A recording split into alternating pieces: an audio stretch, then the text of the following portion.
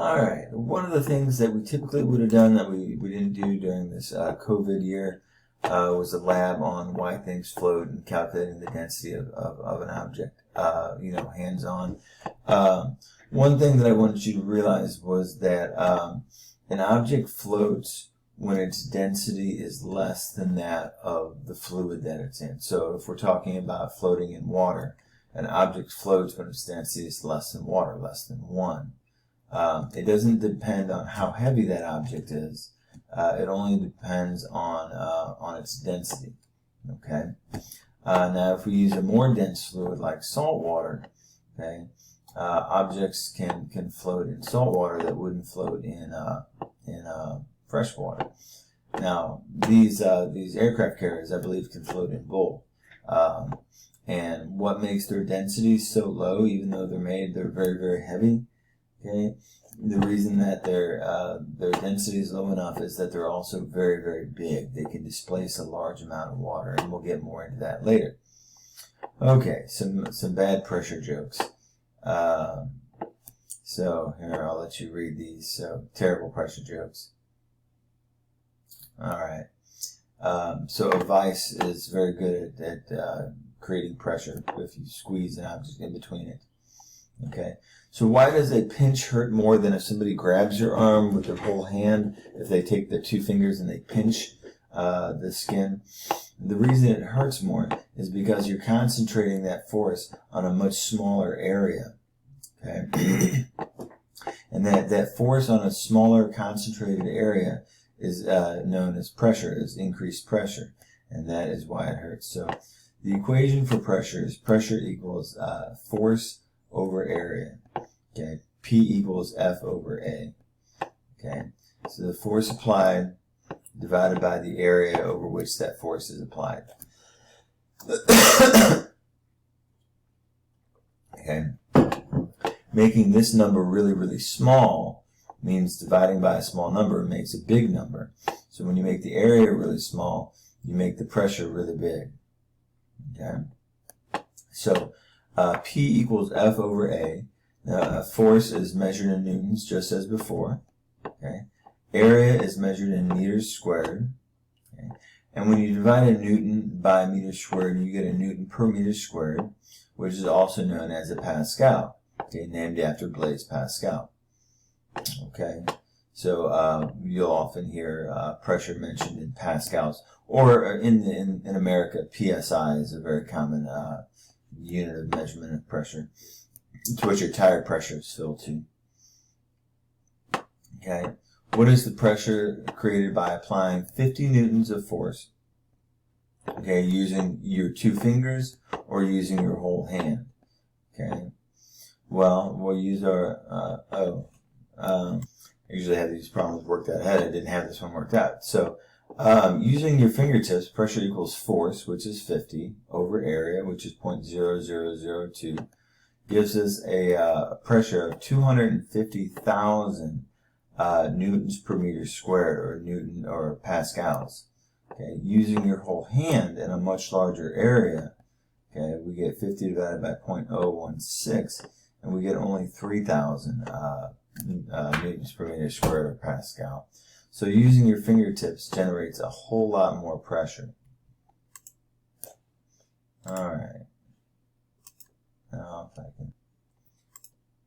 Okay. Atmospheric pressure, the pressure due to air pressure on you. You're in a big pool of air, and the air is bouncing off you, the air molecules, and it's creating atmospheric pressure on you. The question is, what is the force on me if my area is about 1.67 meters squared? Okay. I didn't have this one worked out either, but that's fine. So pressure equals force over area. You would put in 101,300 for pressure. Okay, that would equal F, okay, on top, divided by area, which is 1.67. Okay, and then you would multiply through and get 169,000 newtons of force, which is the equivalent of 17,000 kilograms, which is a lot of pounds too. So basically, air pressure is crushing you. The reason that you're not being squished anymore is because you're made out of solids and liquids, okay? And solids and liquids don't compress very much, even though there's all this force acting on you, okay? So would you rather be poked with 1 nail, or would you rather be poked with 200 nails if you had to make the decision? Okay, you would much rather be poked with 200 nails, especially if they were close together. And this is normally where I would do my bed of nails demo, where I lay down on a homemade bed of nails and am perfectly fine. The reason is that we're taking that force and we're spreading it over the area of a lot of nails, okay? And by spreading it over a bigger area, we're reducing the pressure, okay? If you want to learn more, Google bed of nails, video demo, something like that, and I'm sure you can come up with something. Okay, so here I've got a block of concrete or some object, okay, and it's laying on the ground. There's a certain amount of pressure underneath the ground due to the weight of the block. Okay, there's the force, which is the weight of the block, divided by the area, which is this kind of square shape, square that's making contact with the ground. Okay, now what's going to happen to the pressure if I add another block on top of it?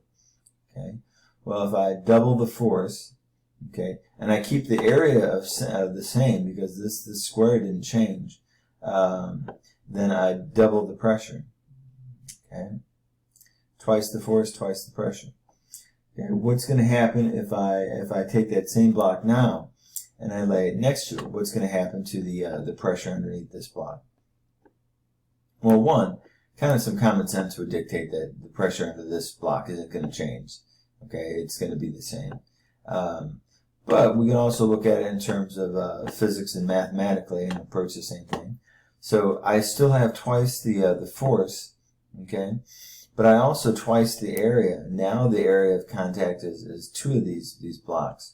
So if I have twice on top and twice on bottom, that cancels out, and we get the same pressure. Okay. Where would I go on this stack of blocks to find the same pressure as under location A here? So underneath this block right here. Would it be location A, B, or C? Okay. It would be location C. Okay, because this has one block of the weight of one block and over this 1 unit of area. Okay, so underneath the total stack, I'd have 3 times that pressure. Okay, so as you go down in blocks, the pressure increases. Okay, let's say I've got 2 identical blocks, and one is upright and the other one is laying down. Compare the pressure on the ground underneath each of them. Okay, well, they each have the same weight, so that's the same force. Okay. Do they have the same area? No. Okay. This one has a lot smaller of an area of contact. This one has a much larger area of contact. So since this force is more spread out, the pressure is going to be less underneath this one, and it's going to be greater underneath this one because the force is more concentrated. Okay. So when you go under liquids, it's like going underneath stacks of concrete blocks. As you go down the stack of concrete blocks, you get more pressure. As you go down in a liquid, okay, the pressure increases. And you've had this experience if you've ever swam to the bottom of a pool and your ears start to feel that pressure. So some of the most unexplored areas in the universe are actually just the depths of the ocean. I believe we know more about the outer space than we do the depths of the ocean because it's so hard to explore because of the pressure. So in 1959, the Trieste reached the deepest part of the ocean, 6.8 miles underground, and the pressure was 2,810 pounds per square inch. So every little square inch, so an inch by an inch, okay, there was 2,800 pounds of force on that. So here we had a big tank that had gasoline because gasoline is less dense than water and floats.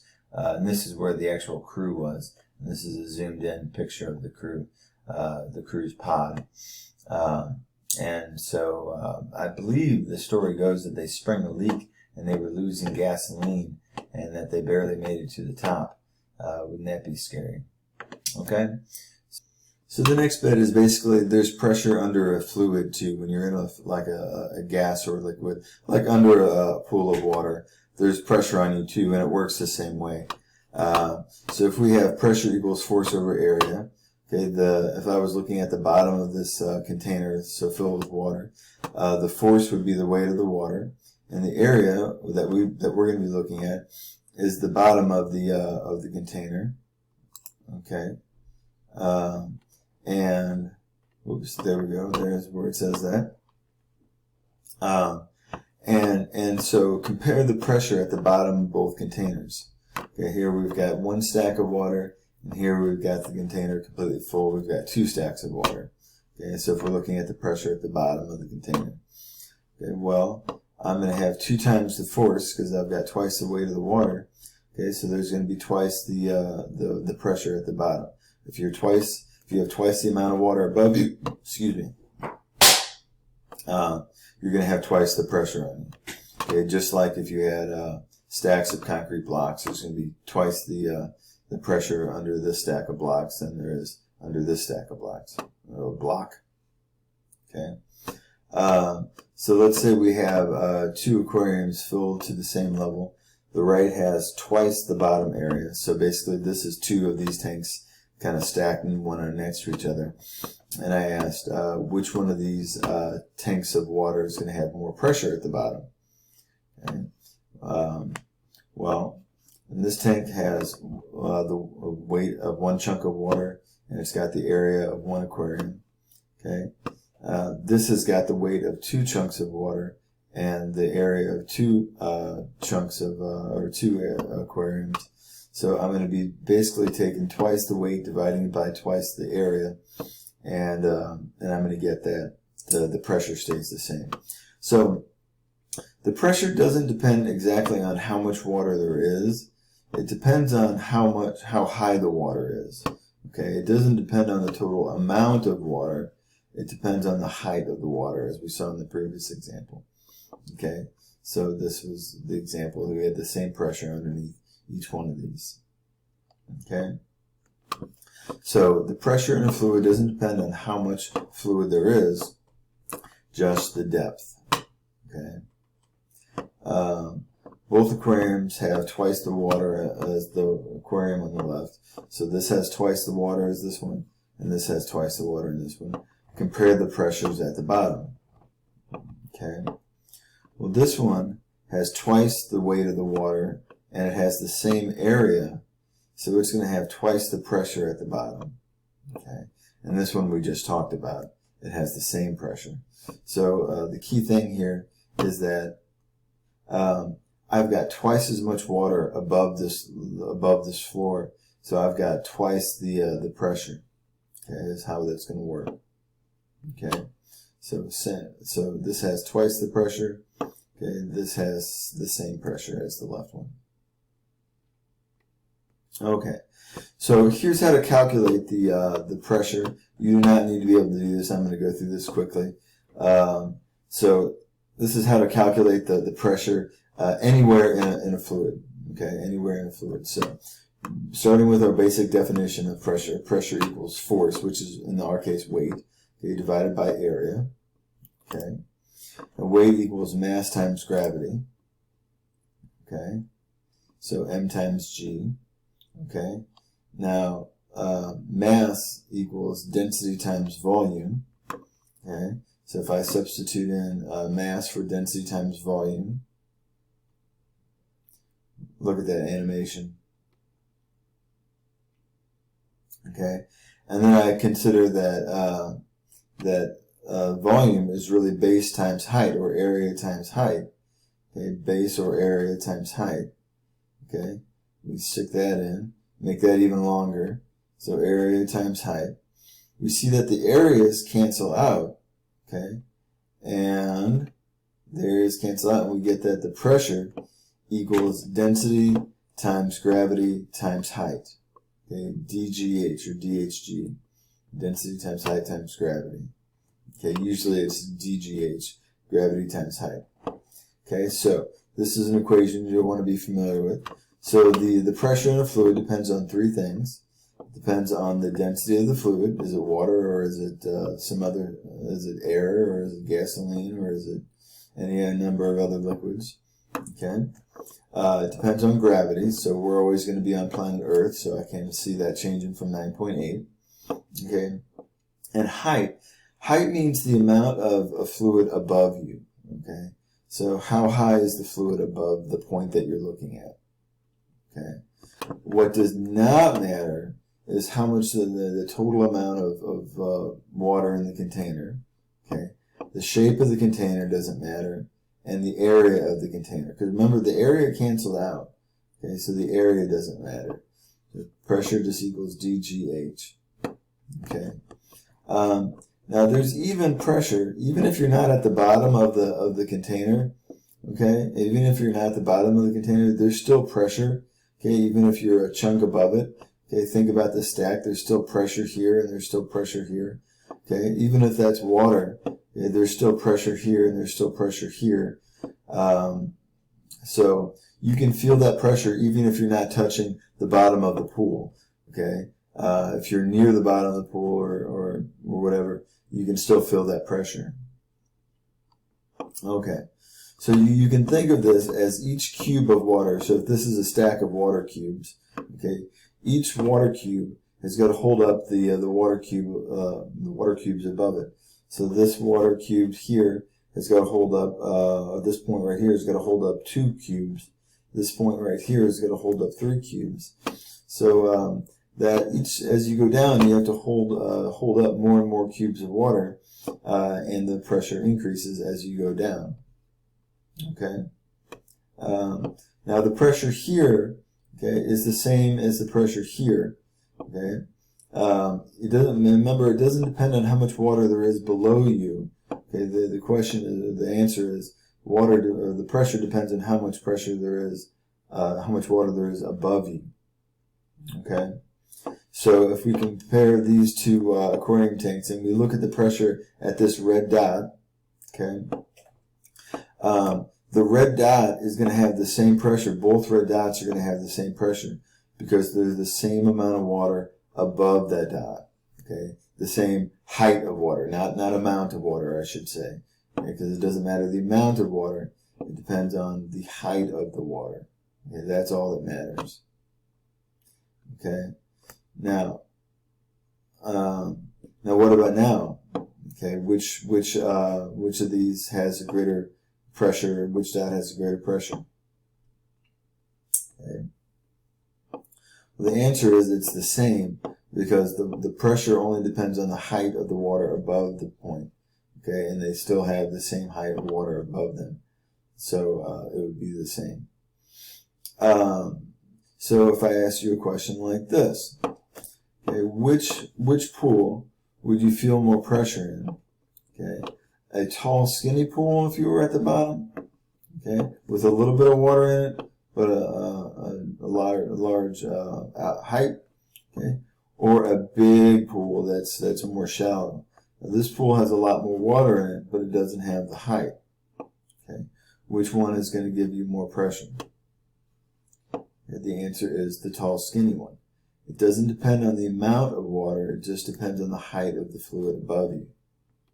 Okay. So the other thing is the amount of fluid, the type of fluid determines the density. If I had a pool of water and I had a pool of mercury, mercury has a density of 14 grams per centimeter cubed, 14 times that as the water. Okay.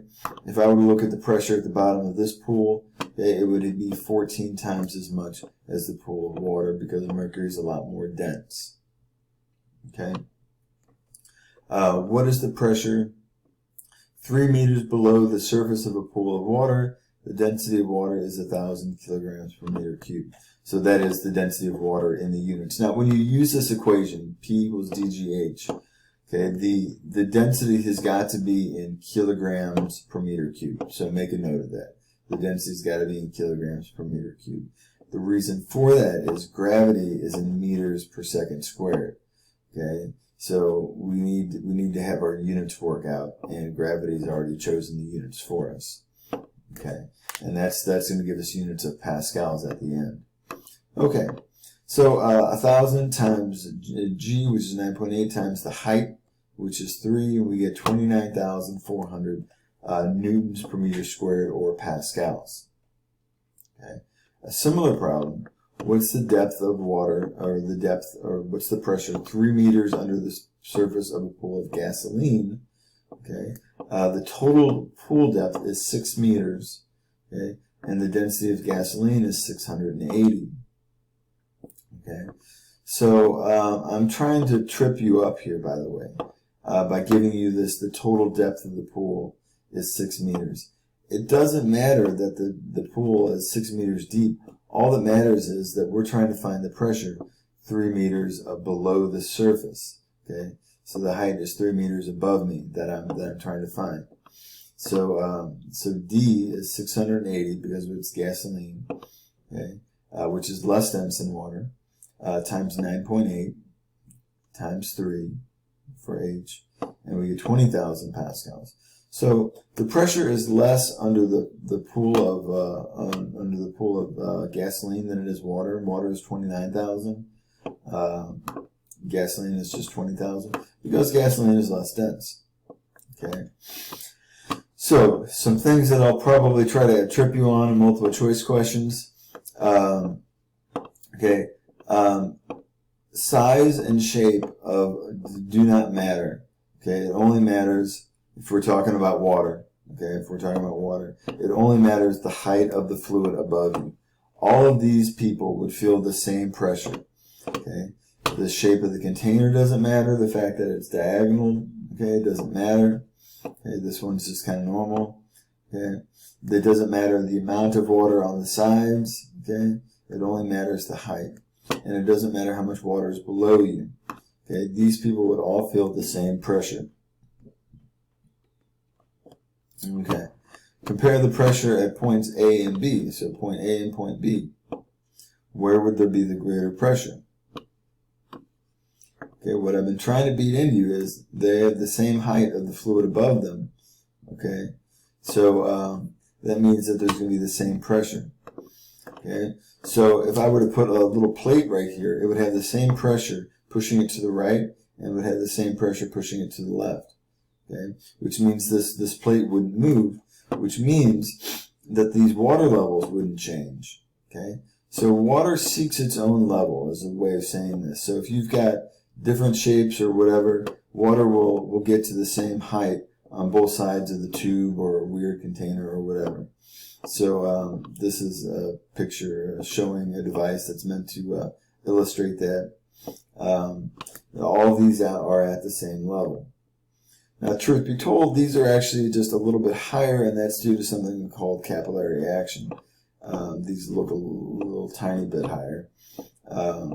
But that's just due to something called capillary action, which is beyond the scope of this. You'll learn about it in chemistry. Okay. Which one of these dam shapes, so here's the water and here's the dam, which one of these would be the best shape for the dam? Okay. Well, the one that's thicker at the bottom is going to be better because we get more and more pressure at the bottom. And so it needs to be stronger at the bottom. So the water pressure increases as you go down. Okay, thicker shape matches that. Have you ever been driving down like a big hill in a car and your ears pop when you get to the bottom of it or on the way down or something like that? That's because, okay, that's very similar to what happens when you go to the bottom of a pool. You can feel the pressure on your ears. Your ears are sensitive towards changes in pressure. And that's because we are in a big pool. We're in a big pool of air. And when you go down a hill, you're going deeper into the pool, okay? And that's like the pressure increasing on your ears. Okay, and when you drive back up, your ears might pop again. That's like going back to the top of the pool. So we're in a big pool of air. This is kind of a cool demo. Let's say I've got a scale here, and I've got a cup of water. and this is one I'll try to do for you guys if you're not virtual. So and here I've got a cup of water above it. What would happen to the scale reading, okay, if I put my finger in but I didn't touch the bottom? Okay, would the scale reading go up? Would it go down? Or would it stay the same? Pause and think about that for a second. Okay, what actually happens is when you put your finger in, the scale reading goes up, even if you don't touch the cup or the bottom of the cup or anything like that. And that's because when your finger goes in, the water level rises, okay, and that increased water level gives a greater pressure on the bottom of the cup, which pushes on the scale more. Pretty crazy. I think I guessed wrong on this one. I don't think I guessed that it was going to change, but we all guess wrong sometimes. So anyway, do your homework and good luck.